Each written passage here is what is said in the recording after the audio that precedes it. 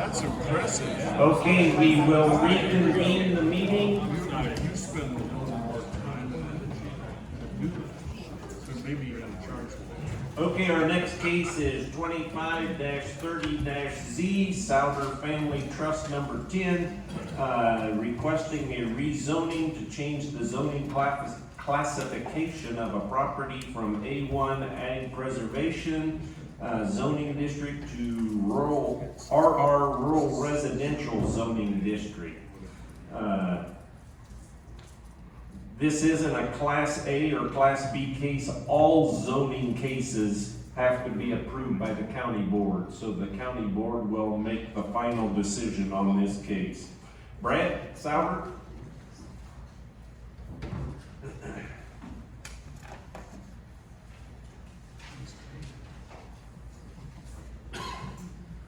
Name and address, please. Brad Sauer, 22870 Scotts Lane, Fremont, Illinois. Do you hereby swear or affirm to tell the truth, whole truth, and nothing but the truth, so help you God? Yes, I do. Okay, Health Department indicates that if the parcels are less than 5 acres, a soil analysis is needed and plats will be required. Well and septic permits will be required prior to installation. Tazewell County Soil and Water recommends denial due to prime farm ground being removed from production. Tazewell County Farm Bureau and Tazewell County Highway Department made no comment. Tazewell County Emergency Management and Village of Tremont made no comment. Todd Kilgis, Tremont Township Road Commissioner, a signed entrance permit to be provided. Excuse me. Okay, land use information. Thank you, Chairman. So as it was stated, this is a request to rezone the property, which is currently A1 Agricultural Preservation District to RR, Rural Residential District. And if the recent request is approved, the applicant intends to create 4 to 5 dwelling sites on the subject property. So it's at a high level.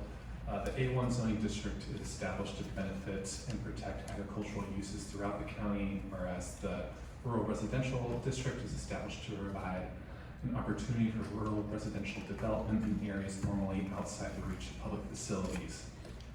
And so I'll go through the findings.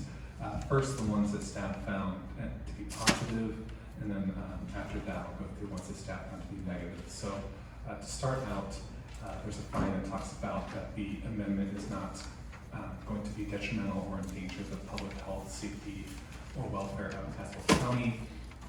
So if approved, the zoning allows for, again, it's a rural residential use.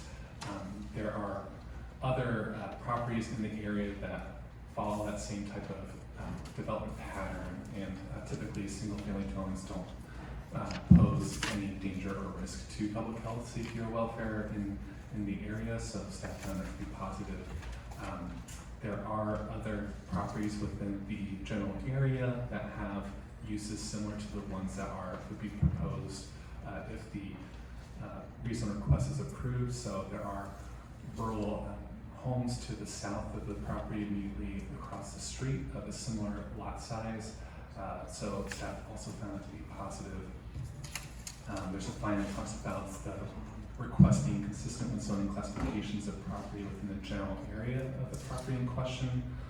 Most of the surrounding area is zoned A1, but there is rural residential zoning in the general area, which is about half a mile or to about 1/6 of a mile to the west.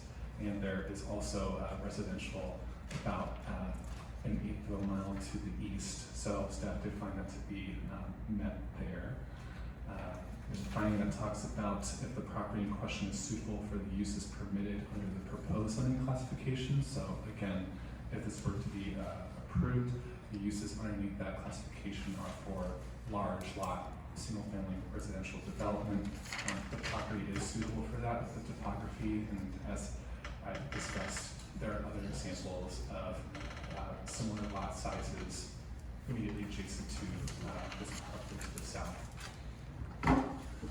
There are a couple of findings which talk about the trend of development in the area, as well as the length of time that the property has been vacant as zoned. So in terms of the trend of development, there hasn't been any recent development in the general area, but so staff didn't have a whole lot to discuss there. And the property has been utilized for agricultural purposes for quite a while, so it hasn't really been vacant, but used for a different purpose there. There's a finding that talks about the proposed, the considerations of the proposed rezone being within 1 and 1.5 miles of municipality with an adopted comprehensive plan. The village of Tremont is within 1.5 miles of the subject property and does have a comprehensive plan. That comprehensive plan does not have a future land use map that includes the subject property, nor does it really talk about lands outside of the village's borders and what the village would like to see. So staff did not find any goals or objectives in that plan that really spoke negatively about this subject matter. So those were the findings that the staff found positive. So I'll move on to the ones that staff found to be not met by the proposal. So the first of those being whether the proposed amendment is detrimental to the orderly development of Tazewell County. So the future land use map within the Tazewell County Comprehensive Plan is intended to show the general areas where development should occur to ensure an orderly development pattern that protects valuable sensitive lands for agricultural and environmental conservation. And the future land use map identifies this subject property as being within the A2 classification, which is for agricultural purposes. And so as this proposed zoning amendment looks to change that utilization of land to one that is residential and doesn't follow the future land use map, staff found that to not be following orderly development pattern laid out in the comprehensive plan. Moving on, there's a finding that states that the property in question is not suitable for the uses permitted under the existing zoning classification. Staff does find that the property can be used for the use underneath this existing classification as agricultural production, as that's what it's currently being used for. And the soil productivity in this area is listed as 125 or greater, indicating productive agricultural lands. So staff does find the property to be suitable for the uses permitted underneath the zoning classification of A1. And then moving on to the last couple, there's a finding that states that the consideration to the relative gain to the public as compared to the hardship imposed upon the individual property owner should the proposed amendment be denied. And so staff found that the rezoning of the property to RR would not align the property with the future land use map as seen in the Tazewell County Comprehensive Plan. And comprehensive plans are generally seen as documents which serve a public benefit, so staff did not found to be negative in that instance. And otherwise, staff did not find that the public would see much of a gain from rezoning this from A1 to RR, as it's a fairly small amount of housing that would become available for the public to utilize. And then the last finding I'll talk about is the consideration to the proposed amendment being consistent with the goals, objectives, and policies of the Tazewell County Comprehensive Plan. And so this plan does state that one method of accommodating new development while protecting agricultural uses is preserving prime farmland for agricultural uses. And so, again, as I stated, the majority of the property is productivity index of 125 or greater, indicating productive farmland. And so, due to the subject property containing those productive soils and the current utilization of the property for agricultural purposes, staff did not find the goal to be, did not find the proposal to be consistent with the Tazewell County Comprehensive Plan. There's a couple goals and objectives that I'll state as well. Those include appropriate areas for agricultural land are protected to allow for agricultural activities to continue, and the second one being agricultural activities are protected to allow for their establishment and continuing operations. So, looking at all those findings, staff does recommend denial of the requested rezoning from A1 to RR, primarily due to the site being utilized for agricultural currently and still being a productive soil, so not really going in line with the comprehensive plan that for Tazewell County. So that's all I have about that. Okay, thank you. Video? This is case number 2530Z, petition by the Souter Family Trust for rezoning. From Exhibit A, this direction is north. Directly in front of us, the proposed approximately 25 acres to be rezoned. This direction is west down Lake Windermere Road. This direction south. This direction east down Lake Windermere Road. And back to the place of beginning.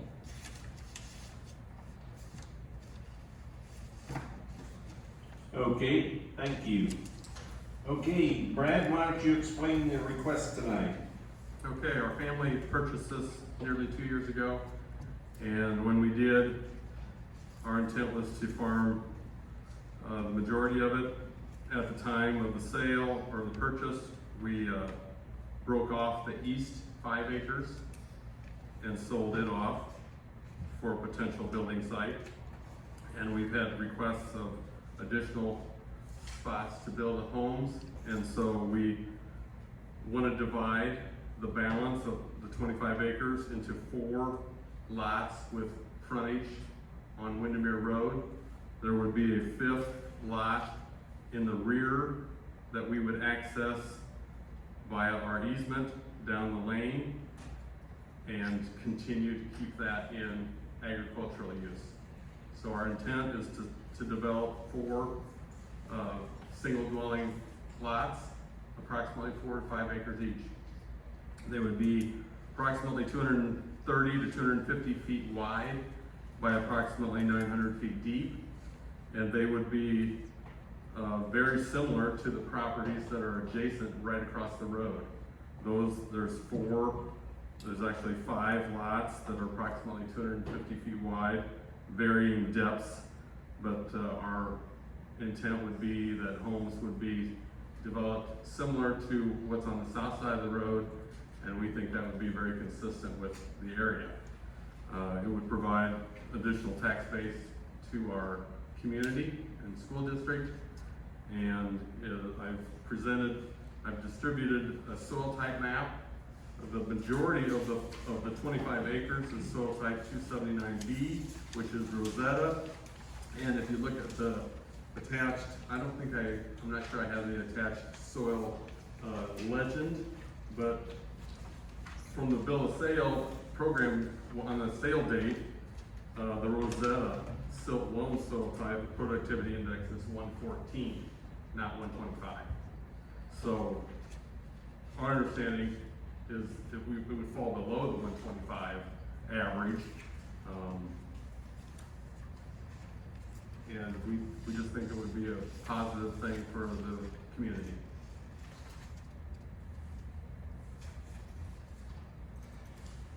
Okay, Brad, I'm looking at this map you passed out, this one here. And so this lower right-hand corner, is this roughly 25 acres? Yes, it is. The 5 acres to the right. Yeah, this is what. There's a step there. Okay? Yep, got her. The 5 acres. 5 acres to the east has already been petitioned and sold off. Right. According to that. Yes, okay, so board members, if you look at Exhibit A, the light blue line on the east, everything east of there has been sold, and he has indicated it's approximately 5 acres. And then in this, the tract, you can see in the map, 279B2, and you've indicated that that's Rosetta. 279. Yeah, Rosetta silt loam, 2 to 5% slopes, subject to erosion, 114 productivity index for this particular parcel. The little bit of 278 is Stronghurst, and it's right at 125, but that can't be more than an acre or 2, is it?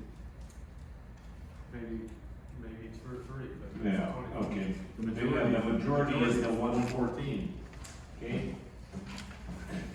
Okay, so you indicated 4 lots.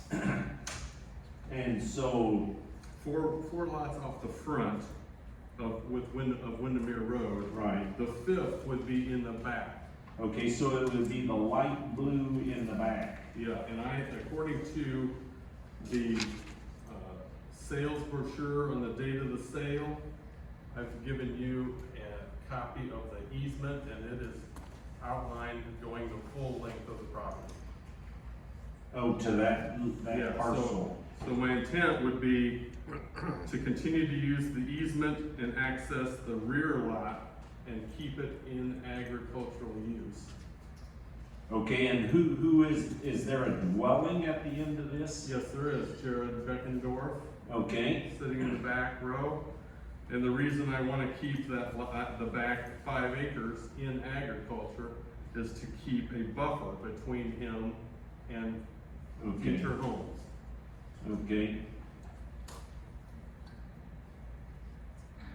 Okay, board members, do you have any questions about that, or, do you, understand the map? Question. Yes.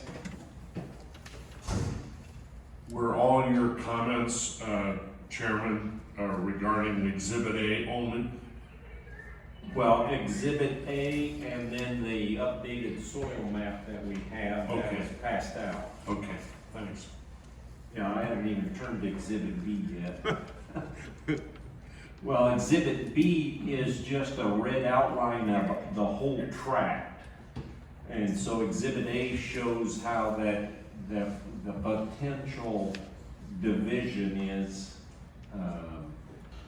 how that tract would be divided into 5 possible parcels. Exhibit B also shows the neighboring property to the south, of which my request would be consistent with the area.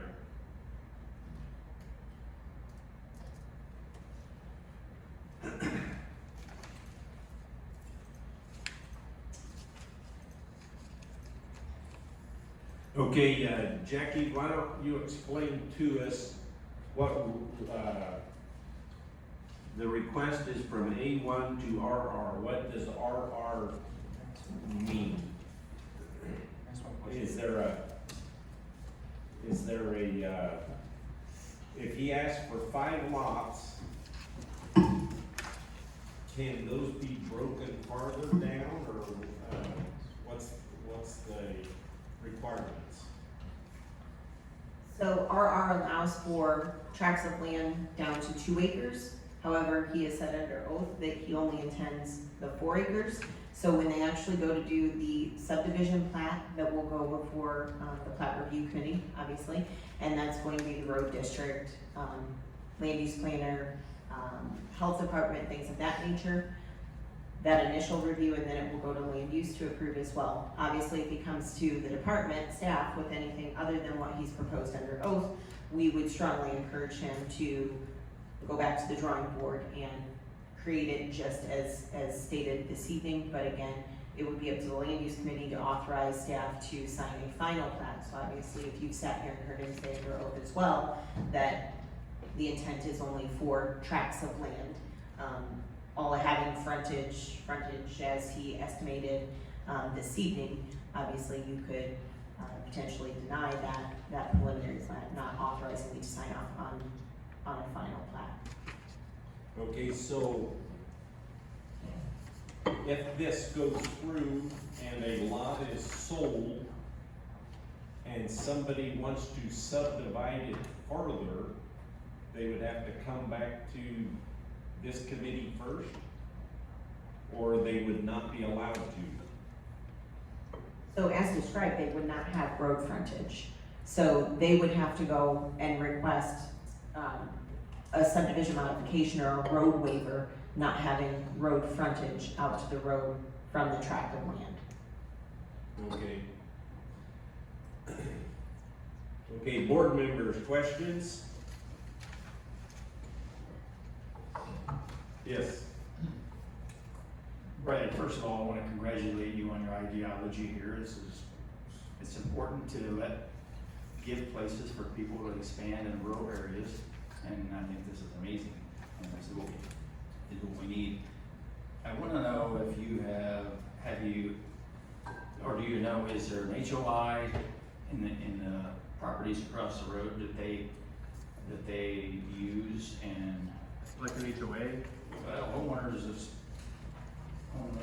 rules, you know, like in a small subdivision, sometimes they get together and say, hey, no fences, you know, pools have to do this. I do not know, but I know two of the people that live across the road are here. Ron or Chuck, And we'll get to excuse me? Yeah. Okay. Yeah, I don't know.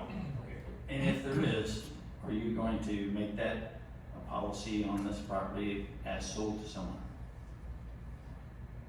Okay, you already stated you'd like to have homes that are similar to what's built there now, and I know you're gonna have rejections from neighbors. Yeah. But had that property they live at not come up for sale, they wouldn't live there. So I think it's amazing that you're doing this and giving people an option to have property in rural areas and live like they do. So I just wondered if, and those are nice looking places, I've been out there and looked at them, and this is some nice land you're offering to people. So I just wondered, you know, how are you gonna keep it like that?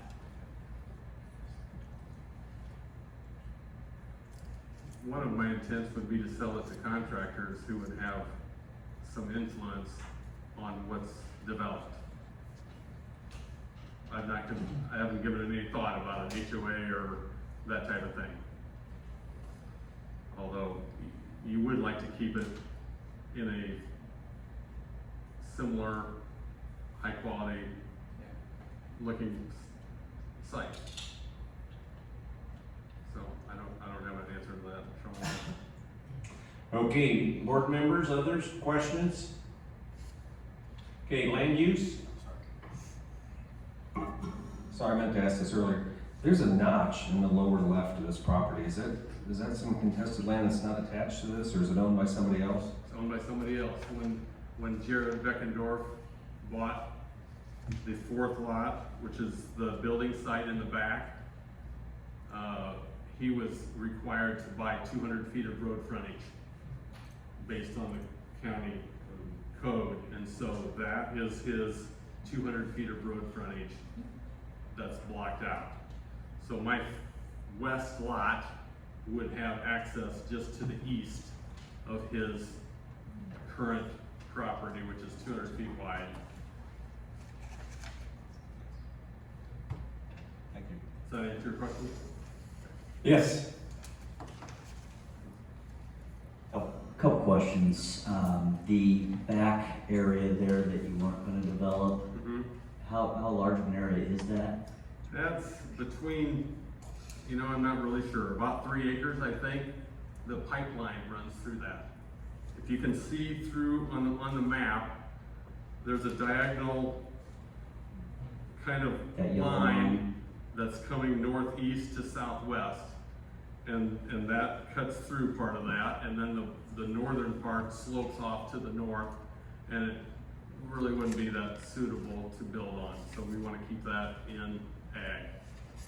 And are you guys farming then the plot next on the other side of that driveway to the west? We own to here, and we farm that stretch and everything around the north side of the house. So you're there farming, it's not like you're gonna have to come far to farm that We spot. would still have about 160 acres to farm. The grass area there, is that all owned by the gentleman in the back that has the property as well? Just north and then to Right here? the east? Yes, Yes, that's owned by Jared. gotcha. So he may have a thought in the future of also purchasing, I guess, that. My last question maybe is the 5 acres that you sold off already. Have they already or come to, maybe this is for staff, I guess, have they come to us about rezoning that? No, there's no intent to rezone or develop that at this time from the adjacent property owners.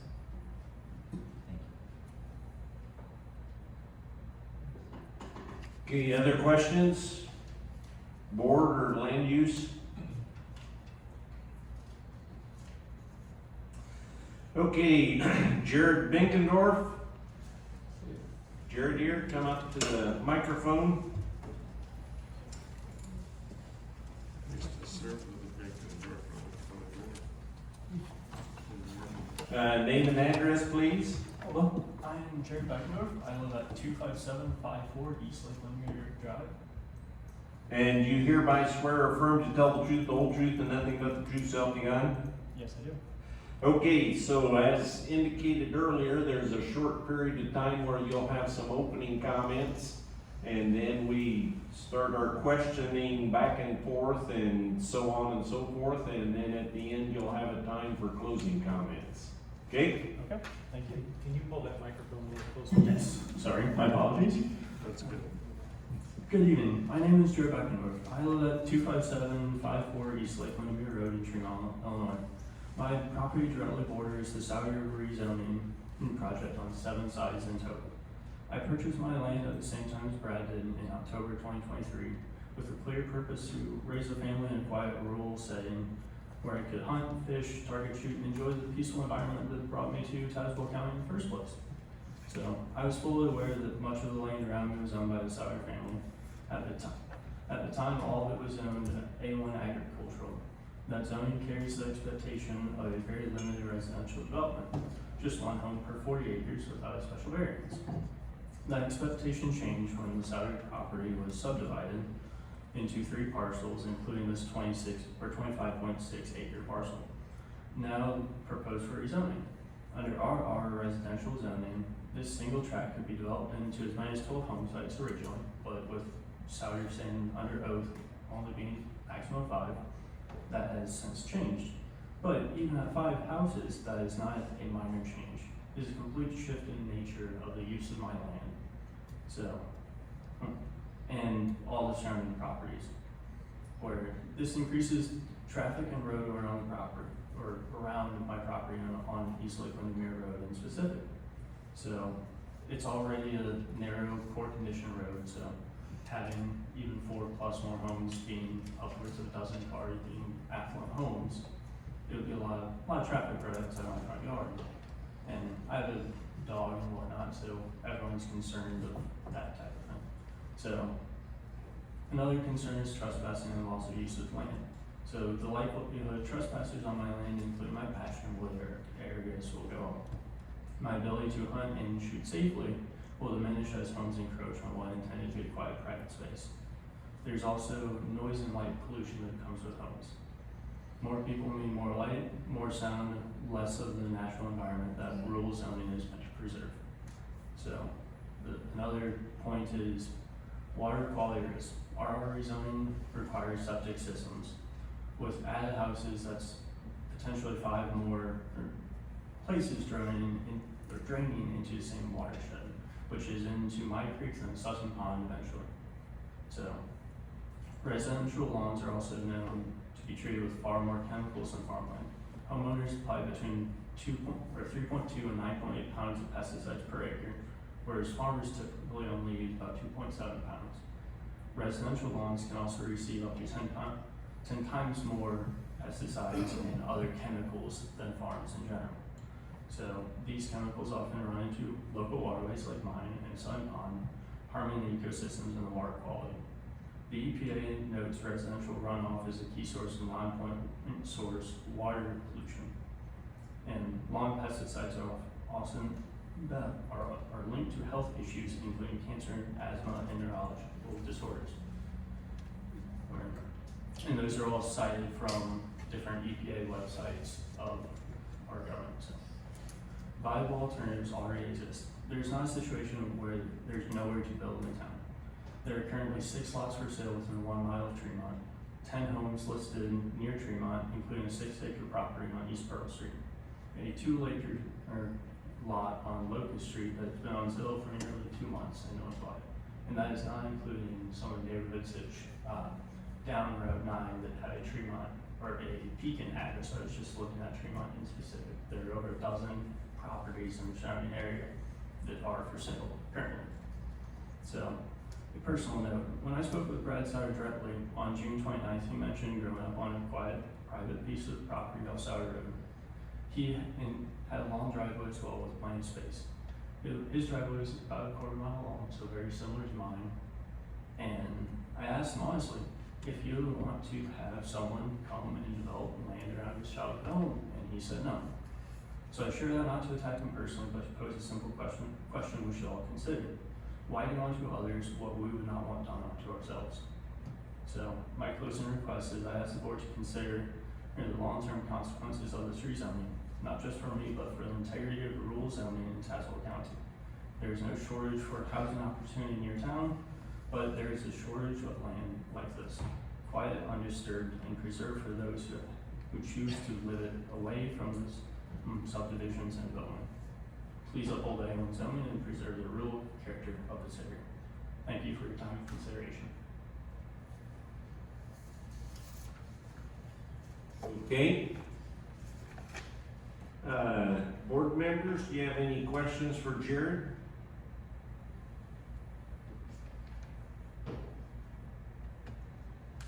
Land use? Yes. Hi, Jerry. I'm Russ. Question for you. I've listened to your statement carefully, and my question to you is your goal, where you want to end up with this decision by the Zoning Board of Appeals,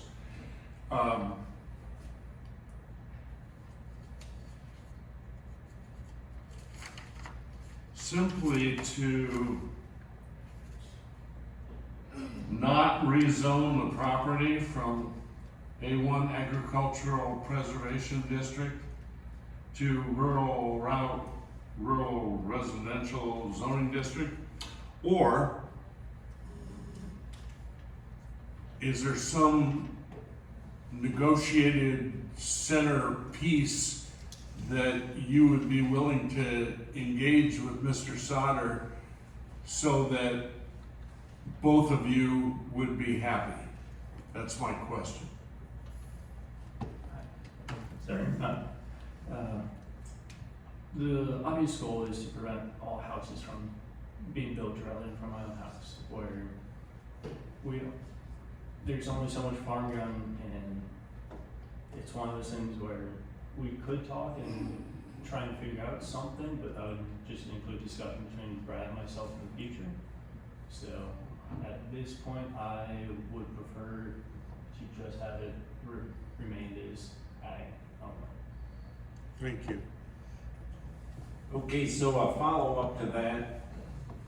You're okay with the 4, 5, 6 lots across the road, but you're not okay with 4 or 5 more lots being built on the north side of the road? In current, I can hardly see those houses from my own property. That being said, far enough off the road, once I'm back on my own ground where I'm actually going to be spending time, obviously not going to be spending time on the very front of my driveway, I can't see those houses. They don't make any noise. They have enough trees and everything where there's no light pollution for my property, and their runoff and septic has been well taken care of and maintained, and it won't be going into my lake and my pond. And to deviate from your question, but to partially respond to this previous question, Brad and myself had previously, in the same conversation we had on June 29th, Brad said that if this doesn't go through, he's perfectly fine with just continuing farming. He has 500 plus acres in this general area of the farm, so he's going to be there anyway farming. So it's really only harming the neighbors and the neighborhood to put this property to RR instead of A1. Okay, board members, land use, other questions for Jared? Yes. Jared, thanks for coming here tonight, and I can understand, talking about just, the hunting aspect. The question I have, I guess, is does your land then continue east, and the rest pond, or lake, or whatever that would be called, there, or is it just the blue area, that's highlighted? I own just the blue area that's highlighted, which includes about a quarter acre of that lake, so.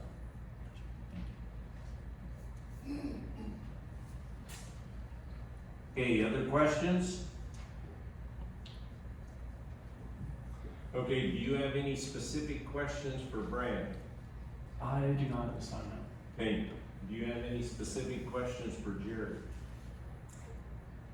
Do I have to, does that have to be a question or can it be a comment?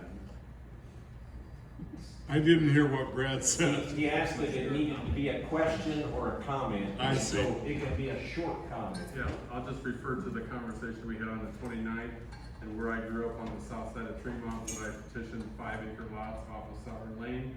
No, I wouldn't. The PI is 143. Roads are half-mile long. This is a PI of 114. Road length 900 feet. It's forest part of the farm of the 186 acres that we own. So there's some reasons why I made the comment I did.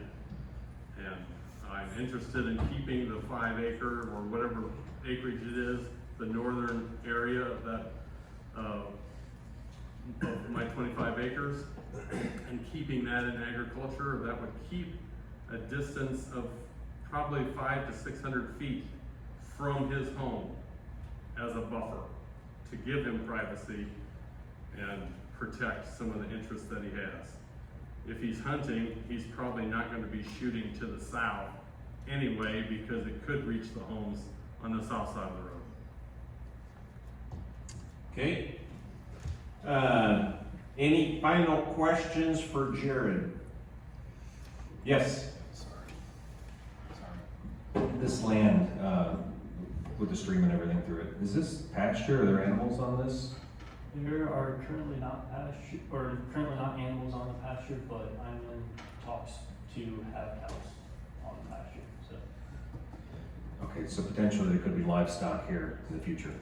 All right, thank you. Okay, other questions? Okay, closing comments?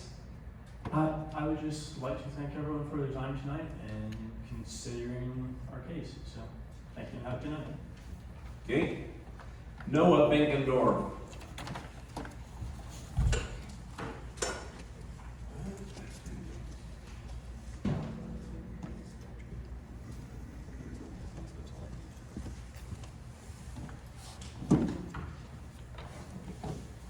Name and address, please. My name is Noah Benkendorf. I'm at 28970 Wood Road, Morton, Illinois. And you hereby swear or affirm to tell the truth, the whole truth, and nothing but the truth, so help you God? I do. Okay, so same procedure as last time, opening comments and then questions and closing comments.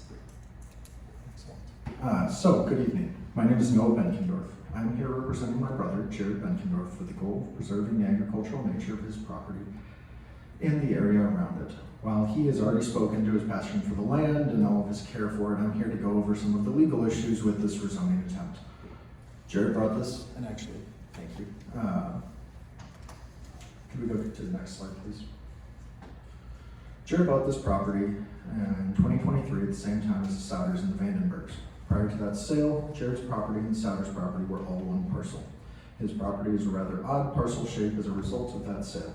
Specifically, it surrounds the Souder property completely on the north and west sides, as well as partially on the south, with 7 shared boundary lines. Again, you can see those on the previous map and the variety of other maps that we've looked at already. So, as of right now, Brad, I apologize, but I must disagree with the easement that exists on Jared's Lane. As of the sale, there was an easement that was 100 foot north to south by 50 foot east to west across the far southwest corner of Jared's property that allows Brad and the Souder family access to the subject parcel solely for agricultural uses. So being 100 by 50 feet, that allows approximately a 30-foot pass into the existing 25.6 acre parcel. So, looking at this parcel as well, and specifically that parcel on the northwest corner, pipeline runs through the middle of Jared's property, the Souders property, and across the board. Basically, well, to put it very simply, it's unbuildable. As a result, subject parcel and Jared's parcel are deeply intertwined. So, subject parcel in the area surrounding it is entirely A1. Definition of A1 on the screen, this means 1 house per acre is allowed unless a variance is provided. Here, even though the Souders own the parcel to the west of Jared's driveway as well, Souders actually only have a 25.6 acre parcel. At least that's how it's been divided by the county. As a result, no houses may be built on this property without a variance from the county or the proposed change in zoning. Again, the purpose of it could be room for 1 house to potentially be built. Again, purpose of A1 zoning is to use strict rules to preserve the agricultural beauty of Tazewell County. Rezoning this property to rural residential will nullify the entire preservation purpose of A1 zoning. Let's look at the next slide, please. In looking at the proposed plat, first I must ask why this wasn't presented as a proper preliminary plat. From my experience in Tazewell and Peoria counties, this would usually be a required step that has been disregarded in this case. The proposed map creates a parcel in the northwest corner that cannot be built on due to the pipeline under it. Further, it violates the Plat Act and county frontage rules by not having any access to the street. There is no easement through Jared's property to provide the Souders or any future owners any access to this parcel. From there, if one parcel is bad or otherwise impossible, why are we to expect the remaining 4 lots to follow the lines laid out in this image? I understand that there's been words said under oath that say otherwise. However, those words under oath do not pass to the next owner. So, with this lack of preliminary plat, as well as the issues with the existing map, this is effectively a carte blanche for zoning. We don't know what it's going to look like in the end because what's being presented is simply not possible. Basically, it's allowing a piece of rural agricultural ground to become a neighborhood with effectively no restrictions. Let's look at the next slide, please.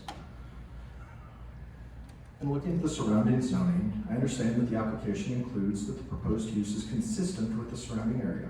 I'm willing to acquiesce that the area across the street is smaller lots and similar to what is being proposed. The only 2 similarly zoned areas, however, are those approximately 0.6 miles to the west of this parcel and 0.5 miles to the east. To the west, the RR is 20 acres and only 2 homes. To the east, it is the Lake Windermere subdivision. Nonetheless, switching this from A1 to RR completely nullifies the preservation aspect that is at least still maintained with the parcels to the south of the one in question. It's my understanding that the position of this board has always been to stay away from spot zoning as much as possible. I believe that's exactly what's happening here as well. Here, that is easily accomplished by maintaining this farm as A1 agricultural preservation. At this time, I'm happy to take questions. Otherwise, that's all. Okay, I'm gonna have you scroll through those pictures again, and I'll stop you. Nope. Okay, let's stop there a minute. Okay, you're saying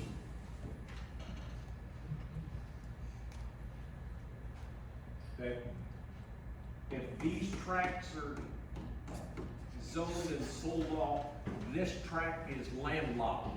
It is entirely landlocked as it stands with no easement access and no road access. Because your preference is that he only has a short easement here to access this to farm it. That is correct. I can show you the easement right now if you'd like to see it. No, we don't deal with legal matters here. Well, quasi. Other than we cannot do something and landlock a piece of ground. Usually Okay. that's correct. So, what if these 2 tracts went together as one lot, so that's not landlocked? That's what I would probably do, but that's at the detriment of Jared. I'm doing that to keep isolation for him, and yet that's not what he wants. But if that's the case, it can't be done because we can't landlock the rights of land. I would merge those 2 tracts. Okay. I had to get that straight in my head, and that's what I thought you said, and that's that's the way I understood it. But Jared's easement goes all the way back to his property. Jared's is not an easement, he owns that entire parcel. He owns that. He owns a 200 by 100 foot piece in the north of this. If you go to the first slide, you'll see it. This piece right here he owns. And then he owns a 20-foot wide strip all the way back to the main part of his property. Right there. That parcel contains 20.57 acres, including the pond, the oil easement, and his house and barn. Yeah, okay. And so it's owned, the 20 foot is owned, not easement. That is correct. Okay.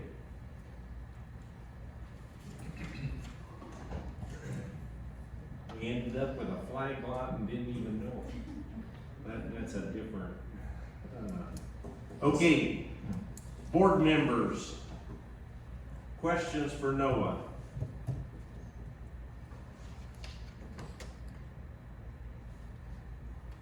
Land use, yes. I know. So I served with Dave Binkendorf from the Tazewell County Board, and I just had deja vu while I was listening to you. Is he your father?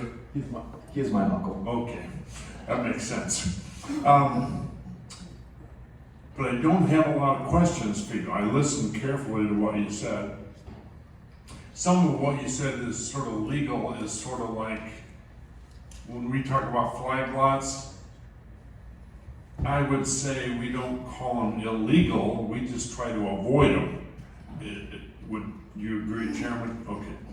So, but my question is for the administrator, and I'm sorry, because he said a lot. In the main hunks where he was basically characterizing Tazewell County zoning ordinance and Tazewell County zoning law, I guess this would be open for you too, Matt, but do you have any comments about, I don't need you to comment on what was right, because I assume there was a lot right, but if there was anything that he said that you thought might not be accurate, I think the whole room and especially the ZBA needs to hear that. Thank you.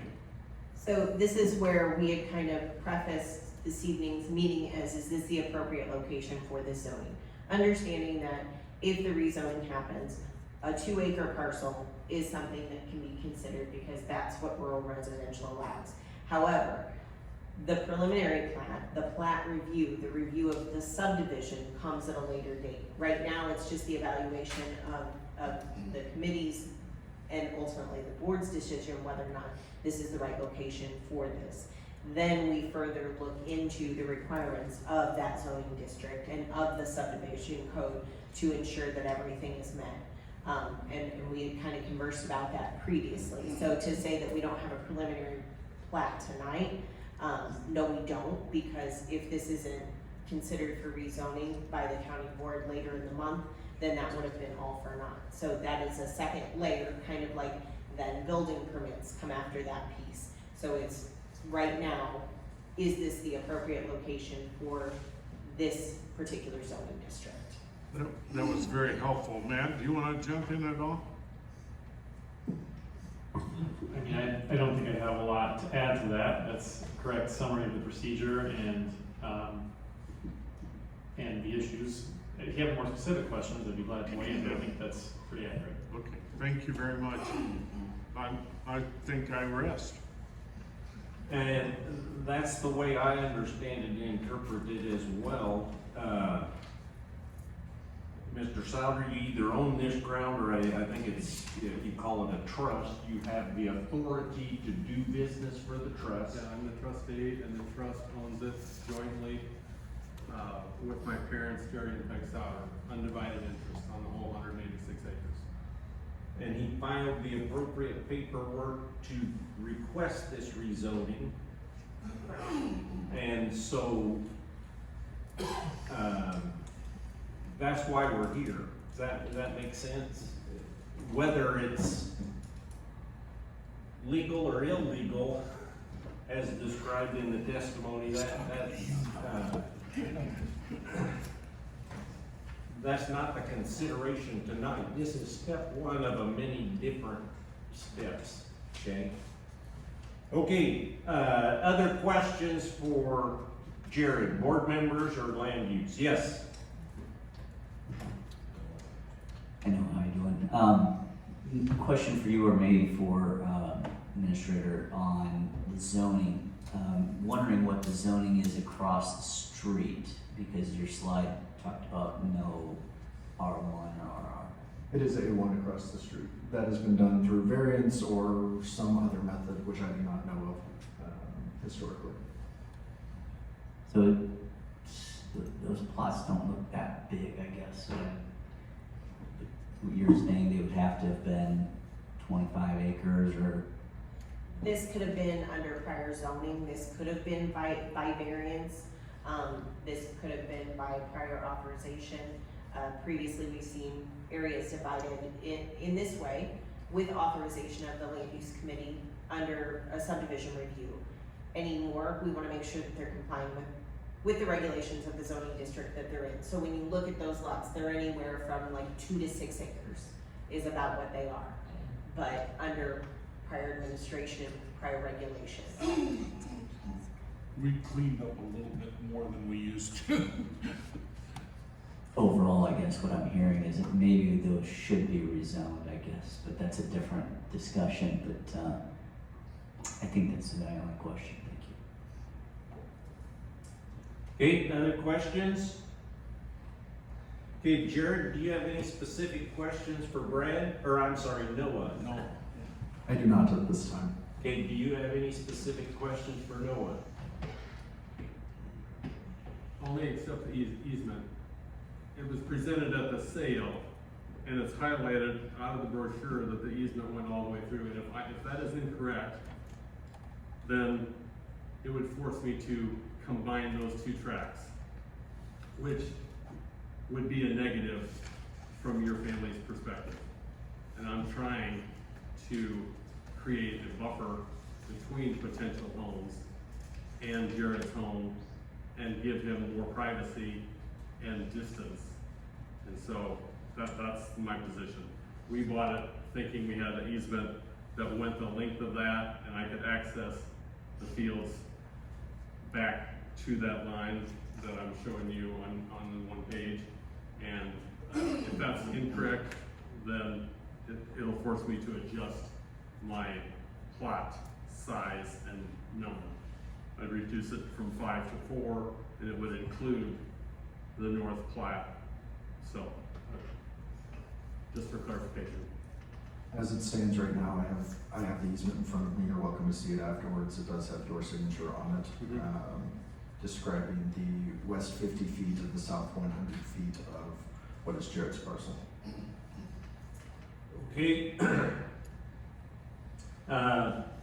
Board members, land use, last chance for questions for Noah.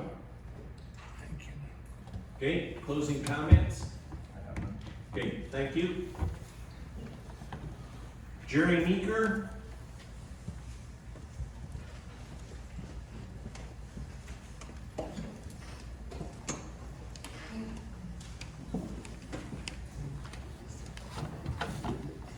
Name and address, please. Jeremy Meeker, 25945 East Lake Windermere Road. Do you hereby swear or affirm to tell the truth, the whole truth, and nothing but the truth, so help you God? Yes. Okay, same procedure. Opening comments, we'll go through a question period and closing comments. Okay, well, I am the youngest and newest member of the South lots in question here. So on the video earlier, the clovered lot, that one was mine. It's been mowed since then, so it looks better. So I'm really just here to say that those south lots aren't comparable to the lots that are being proposed. In size, yes, they are. But why were those southern lots sold? They're all adjoining to a big wooded area that you can see. And so my lot in particular is almost half woods that would never be used for 100% tillable area. And so many of the houses that are good to develop do adjoin something that is different than 100% tillable farmland. So The lot to the east of the farmland that has the pond and the woods, to me, if that was being developed, that would be like, wow, that's a great spot to put in houses, and they're all around the lake. There's several of those in the area. But our lots don't seem comparable to me to 100% tillable land because they're attached to woods.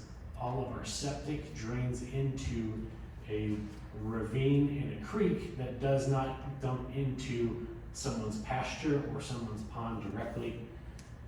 And the final thing, the road that you dip, yep, that's my property, so the road dips in a funny angle here to where there's a lot of traffic with the subdivision, and having 4 extra lanes right there just is a concern with the size of the road, the infrastructure. The more houses, the more dangerous this road will be, especially in wintertime. It's not plowed as quickly as things in town. They do get to it quicker because of the subdivision, but it's still no shoulder on the road.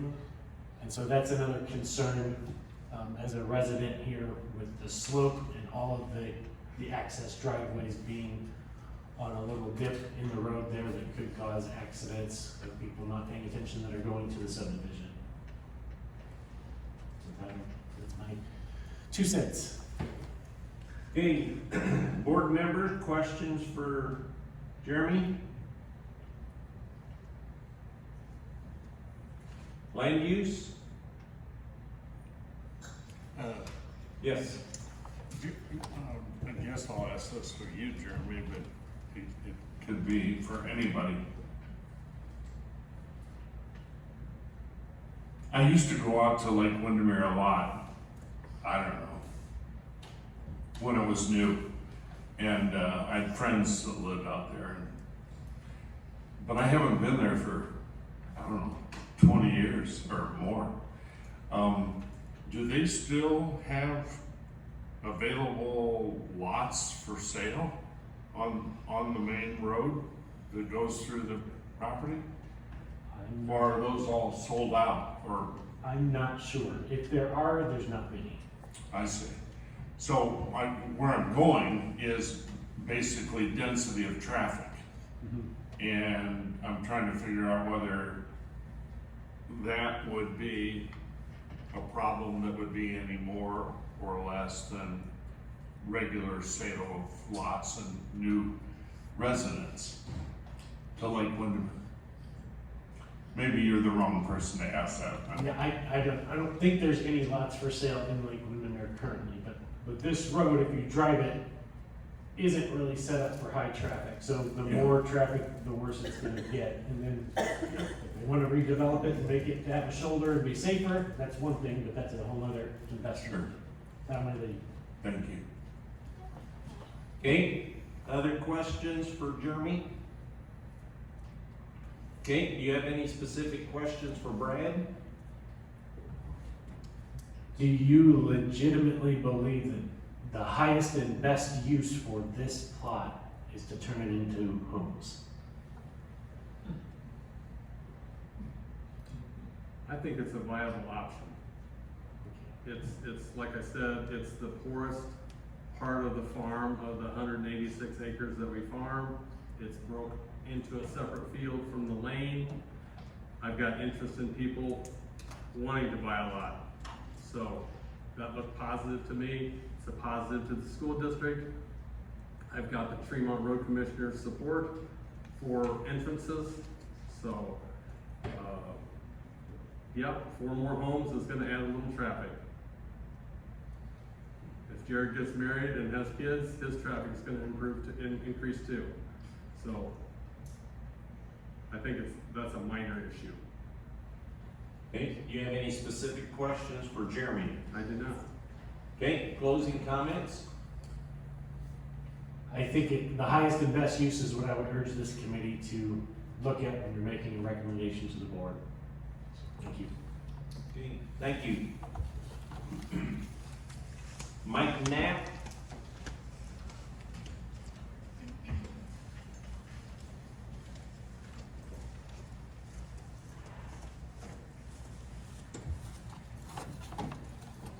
Name and address address, please? It's Mike Papp, I'm at 25947 East Lake Windermere. And do you hereby swear or affirm to tell the truth, the whole truth, and nothing but the truth, self you got? Yes, I do. Okay, same format, opening comments, questions, and closing comments. I am the lot just east of Jeremy, the one lot over, about 6 and some acres there, and then I also am a partial owner of that 2-acre lot that we use as a horse farm. We board 2 horses there. Most of my concerns have been addressed tonight, and I just have I'll be brief, I just have I'll say one quick thing to add. You compared this, part of your justification for rezoning this was, you said there's some more residential to the west and then to the east. That 4 or 5 acre lot, or whatever that is, to the west of us, that is 100% timber. That was never farmed. And of course, Lake Windermere, just for my dad, or my wife's dad, I mean, that was never prime farmland. That was lake, timber, and like some pasture, you know, back in the 60s or whenever. And I have a little bit of historical context to our land. My lot and my neighbors to the south of this land, talking about rezoning. I personally know the farmer who divided that in the early 80s, and my wife's cousin bought the lot that I am on and built the house, and another cousin bought Jeremy's lot. And I just, in the past, I talked to them, just getting historical, you know, what was it like, what was it used for, and I actually spoke to my wife's cousin just last week, and he was saying that was never good farmland. They had to clear trees in his area, and the north central northwest was actually a little bit farmed. You know, there's a ravine there, so there was like an irregular border around there due to the ravine and the trees and all that, and it was like used for hay, for alfalfa and clover, and it was never used for row crops. So I do not consider that an equivalent to the land that we're talking about rezoning. And I don't think that should be considered when we go through the process of voting if this should be rezoned or not. That is all I have. Okay, board members, any questions for Mike? Land use? Okay, do you have any specific questions for Brad? No, I don't. And do you have any specific questions for Mike? Did you know? Okay, closing comments? No, I think I think Jeremy and the Beckendorfs handled it well and expressed my feelings. Thank you. Okay, thank you. Kate Vandenberg.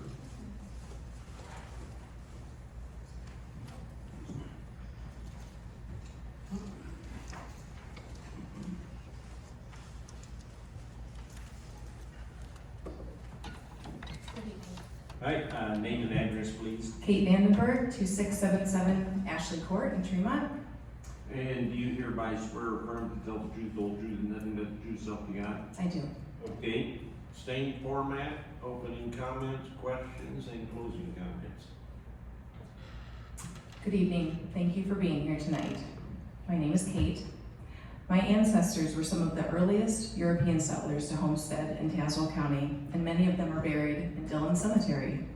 I am a 7th generation Tazewell County resident, and while I may not have a well-known farming family last name, I care deeply for our land that makes Tazewell County a special place for me to raise my children, the 8th generation, one of whom is being very patient here with us tonight.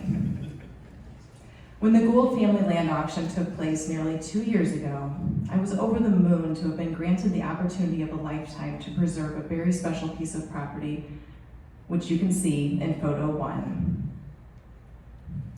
I was even more thrilled when we found out that Jared Benkendorf was the young new owner of the farmhouse in northern Oak Savannah. Oak savannas are becoming more and more rare, especially in central Illinois.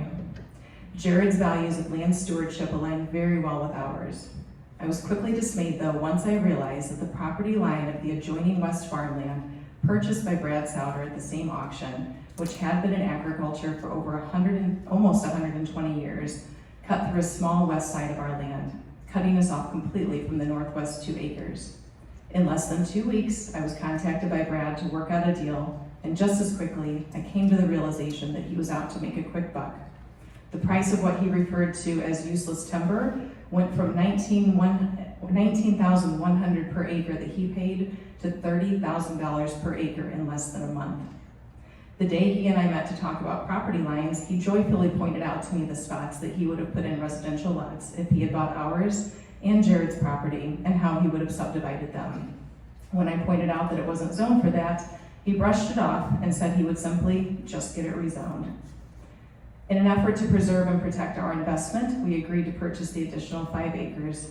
This additional section of land we purchased has portions that are rolling with trees and slopes for drainage. By farmer standards, this section was probably only worth $5,000 per acre. But because he had plans to develop it if we didn't buy it, he demanded $30,000 per acre. Within a few short months, Brad was over $50,000 richer and had narrowed down his section of land to only the parts that produced well. You can see the additional portion in photo 2 that was taken shortly after purchase. Over the next year, as we shooed away the solar companies knocking at our door that wanted to install solar panels on the land, we converted this former bean field to a native Illinois grass and flower prairie. Brad says in his application that this is poor quality land, but in photo 3, you can see what we did in only one season on a 1976 Kubota tractor with no irrigation, no herbicides, no fertilizers, and no pesticides. Either I have a magical green thumb, or this land truly is healthy, fertile, and productive. This land is an integral part of the Mackinac River watershed. There's a creek that runs from Jared's property to the north end of Sutton Pond. The pond then drains to another creek that leads to the Mackinac River. We are thoughtful of the herbicide and pesticide used by local farmers, and we do what we can to mitigate the leaching of those into the Mackinac River by treating the lake only with beneficial fish and aerators, and adding native plants that absorb nitrates. Right now, we have what seems to be a mutually respectful relationship with the other area farmers who were thrilled that we were not developing the property. Additionally, after our purchase, we had a number of residents from the Lake Windermere neighborhood get in touch with us, asking if we were going to subdivide.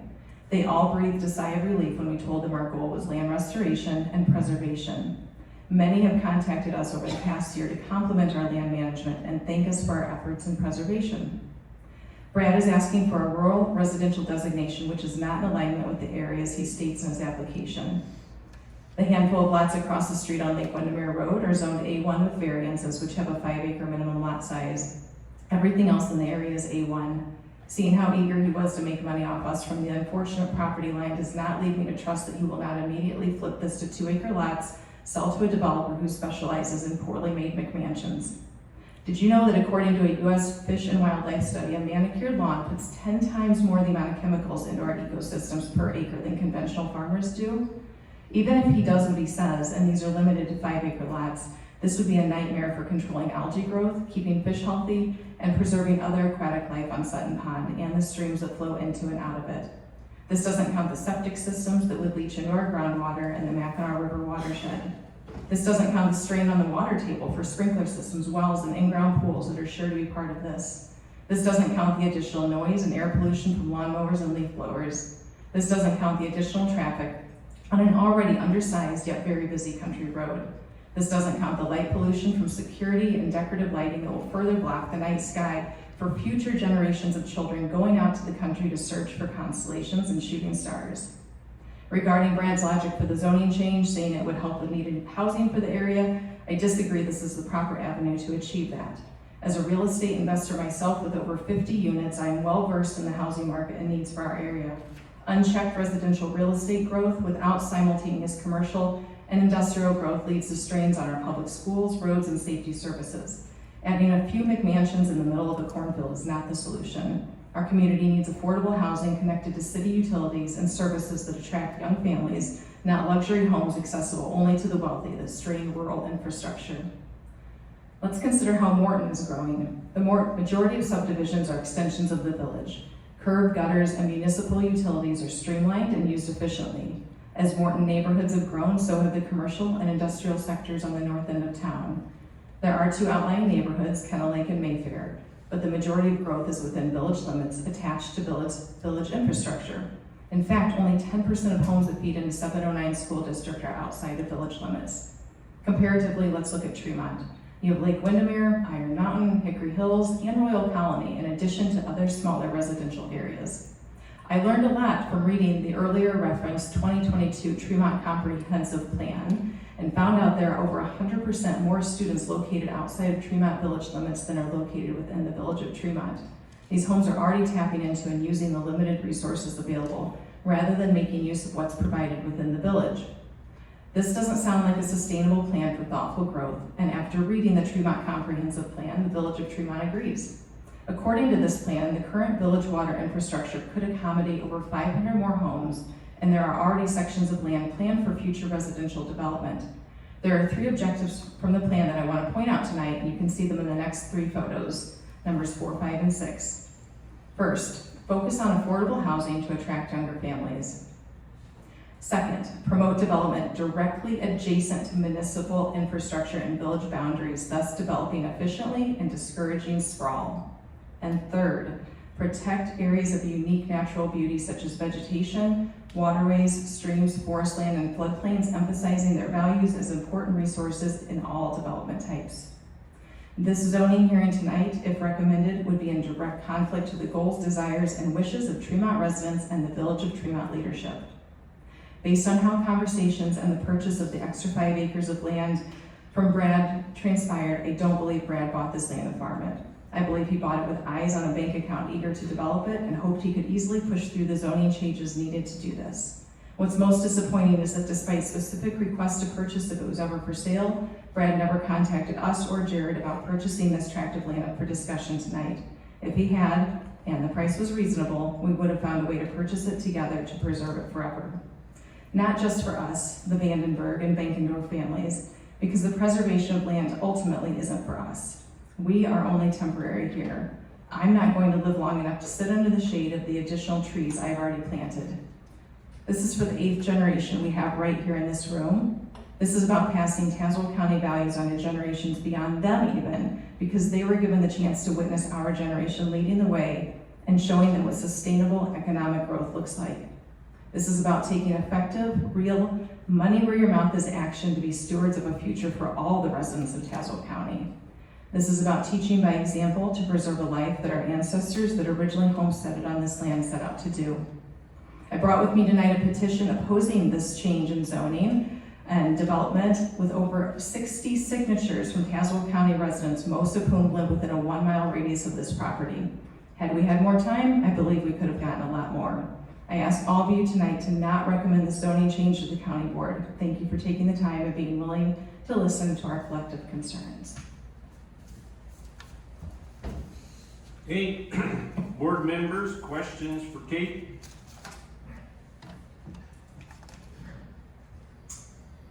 Land use? Good job, Kate. Yes.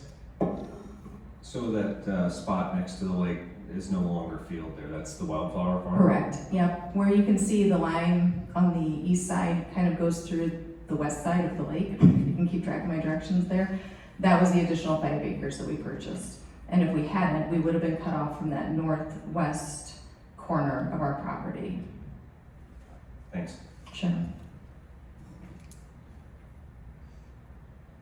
It looks to me like the solar people need to figure out how she plants pollen in your frame. I was thinking that earlier. I was thinking the same thing. They can't do it in 3 years. Okay. Other questions for Kate, board members or land use?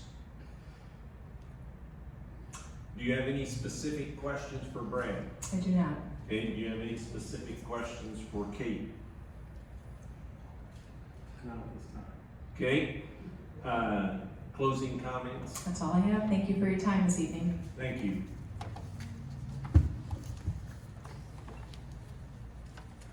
Gerald Nafsinger.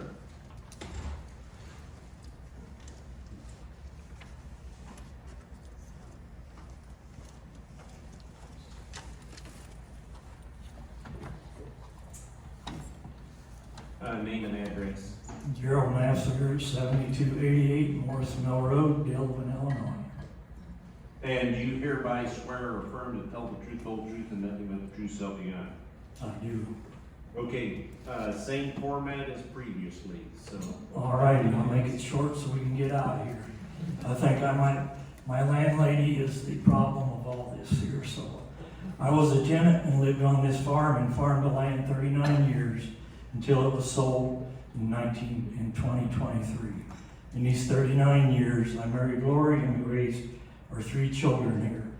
Sitting back at gravel lane, a third of a mile off Lake Windermere Road, it was a safe, quiet, secluded, beautiful place to raise a family and entertain a lot of friends.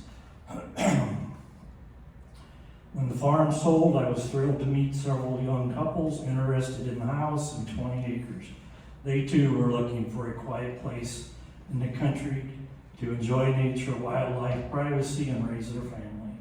I was overjoyed when Jared Beckendorf was the new owner. He had told me how he intended to raise quail, be able to run his dogs, and have access to the 7-acre lake on another parcel of the farm that was sold. He also told me of his dream to live there and raise a family. His hobby, a welder and fabricator, making use of the buildings on the farm. Now this hearing to change this land from ag use to residential and have 4 to 5 lots, which I know is a little different now, turned Jared's dream into a nightmare. Same story for the Vandenbergs. They purchased 38 wooded acres, which included the 7-acre lake. After the sale, they purchased 5 acres of extra farmland, the poorest and most rolling ground on the farm, from the new owner, Brad Sauter, to have more privacy next to the lake. They too wanted to have their quiet, private place to enjoy nature and turn the open farmland back to nature and raise their family. My deceased landlady is rolling over in her grave with this petition to change this 118-year-old family farm to houses. Registered in 1915 under the name Ashwood Farm, the farm where she came to birdwatch, fish, entertain family and friends. And no was always the answer whenever someone would inquire about purchasing a pasture, lake, or timber parcels for houses. Thank you for the opportunity to speak my piece. Not many facts there, but some of my history.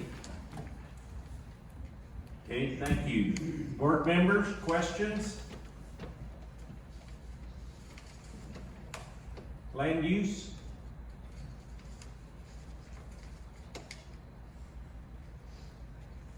Okay, do you have any specific questions for Brad? I do not. Okay? I do not. Okay. Closing comments? No. Okay, thank you very much. History is good. Yeah, I love it. Okay. There's nobody else on my sheet. Did anybody else turn in a paper tonight? Okay. Okay, back to you, Brad. We heard a lot of different things, and as indicated earlier, if there are some legal problems, like we indicated, a piece of parcel may be landlocked, that's not gonna happen because it would, and so, but as she explained, that all comes later in a plat review to make sure everything if approved, everything lines up. Do you have anything to add after all, the discussions that we've had?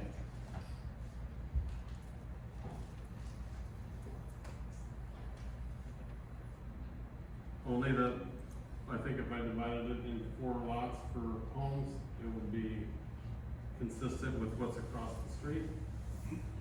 And I can see positives. I acknowledge that there might be a few negatives. That happens with everything. But that's all I've got. Okay, board members, land use, any further questions for Brad?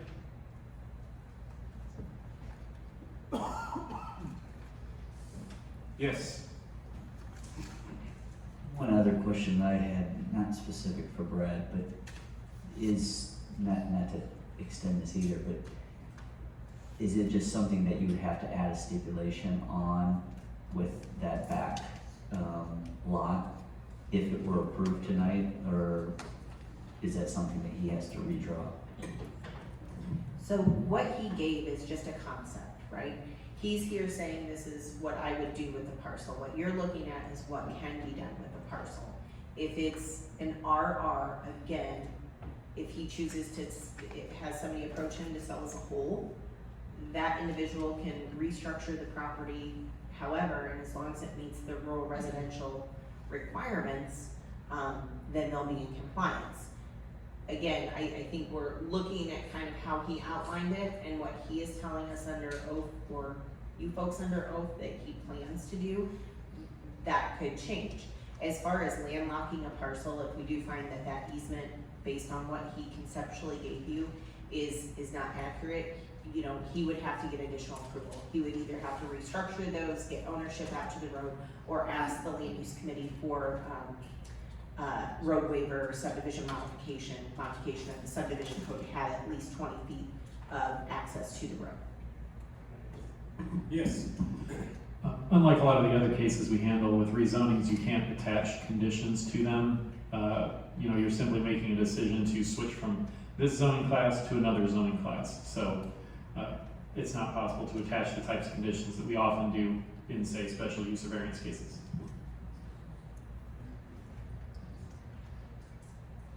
Okay, other questions?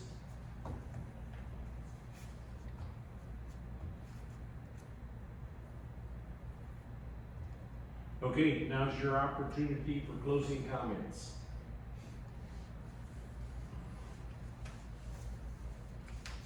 I'd like to petition for 4 buildable sites. It would seem to be consistent with what is on the south side of the road. And I see it being an asset to the community and to the school district.